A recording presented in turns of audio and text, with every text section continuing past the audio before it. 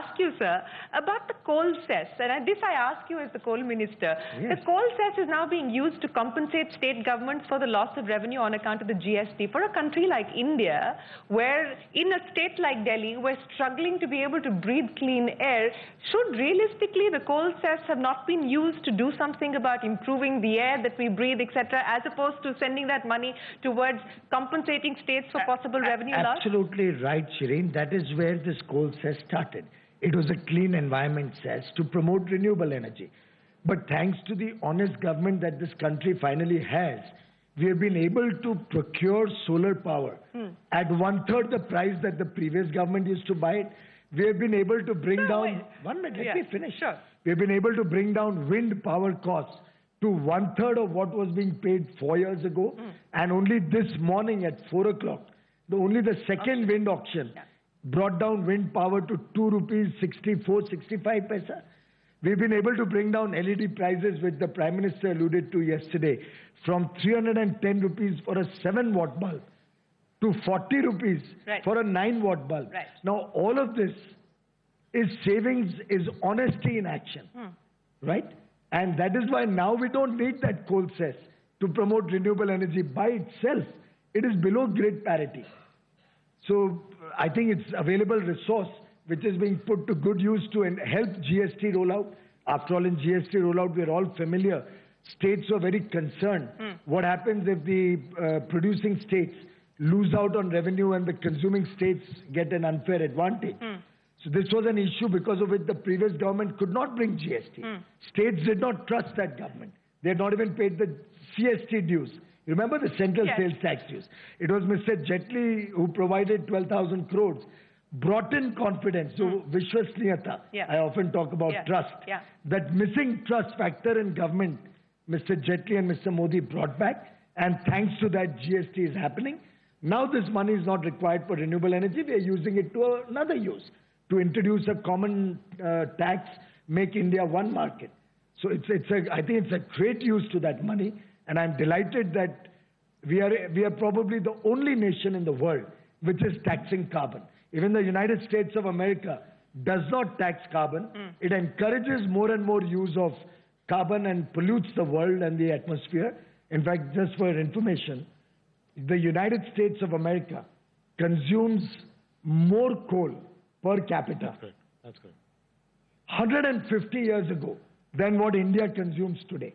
And as of now, they consume 8 times the amount of coal that India consumes in 2016-17.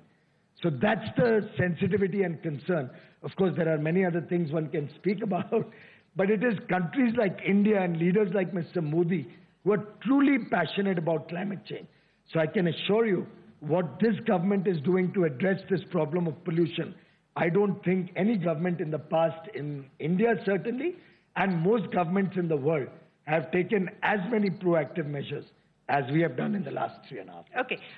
He's as passionate about this as I am about MDR. You can see that. Yes, I can clearly see that. So before I get the audience to pitch in with their questions, Ajay, I have one point on financial inclusion. Yes. Or two, actually. One is I think there's a real need to move the conversation from inclusion to inclusive growth. I think Piyush means that instinctively, but I believe words matter. And what do I mean by that? Inclusion is like helping people get out of poverty by connecting. Inclusive growth is the next generation of thinking.